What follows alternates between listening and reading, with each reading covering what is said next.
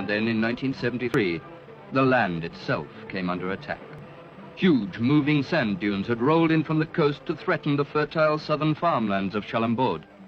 From its earliest days, the revolution had tried to contain them, but despite willing volunteers, its resources were limited. Something had to be done, something definitive, something on a national scale, and plans were drawn up for the battle ahead.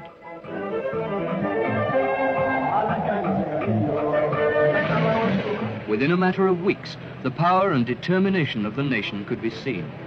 Workers and farmers from towns and villages throughout the land poured in to help. At their peak, they numbered 11,000. Their scheme was unique, so simple and cheap that it bordered on genius.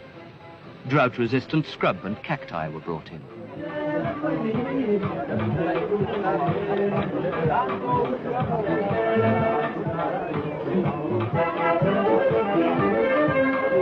Beneath a thin scattering of topsoil, these were planted in rows to bind the dunes and hold them.